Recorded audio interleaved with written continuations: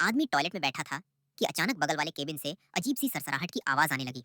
शाओकुन के चेहरे पर घोर नफरत छा गई। उसने हल्का सा सिर घुमाया तो देखा कि सामने वाला आदमी बार बार अपने पैर हिला रहा है। शाओकुन ने सोचा कि जल्दी से निपट कर यहाँ से निकल जाए, लेकिन तभी पीछे से उसके फोन की रिंगटोन सुनाई दी। उसने मुड़कर देखा तो पाया कि उस आदमी का फोन जमीन पर गिरा हुआ है। और भी परेशान करने वाली बात यह थी कि वह आदमी फोन उठाने के लिए जमीन पर हाथ फेर फेर कर तलाश कर रहा था। फोन मिलते ही उसने उसे बिना सोचे समझे वापस अंदर खींच लिया।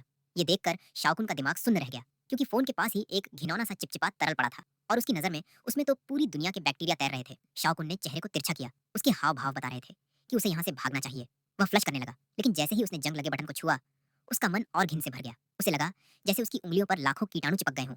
वह घबरा कर बाहर आया और तेजी से हाथ धोने लगा। उसने थोड़ा हैंड वॉश लेना चाहा, लेकिन बोतल खाली थी। मजबूरी में उसने अपनी जेब से अपना निजी हैंड वॉश निकाला, लेकिन जैसे ही वह लगाने ही वाला था, तभी फिर से बगल वाले केबिन से वही सरसराहट की आवाज आ गई।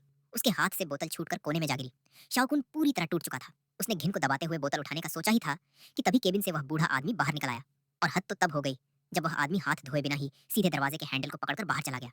ये सोचकर कि उसने उसी हैंडल को छुआ होगा, शाओकुन को लगा उसके हाथों पर फिर से सारे कीटाणु चिपक गए हैं। बेबस होकर वह वहीं खड़ा रहा और इंतजार करने लगा कि कोई और अंदर आए, ताकि वह भी आसानी से बाहर निकल सके। लेकिन काफी देर तक कोई नहीं आया। आखिरकार मजबूरी में उसने खुद ही दरवाजा खोला। तभी सामने से एक बुजुर्ग दादी अंदर चली आई। मौका देखकर शाओकुन तेजी से बाहर निकल भागा।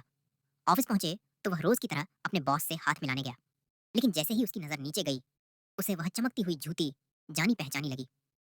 उसने घबराकर अपने बॉस के हाथ की ओर देखा और उसी पल उसे समझ आया कि ये वही आदमी है जो थोड़ी देर पहले टॉयलेट वाले केबिन में था।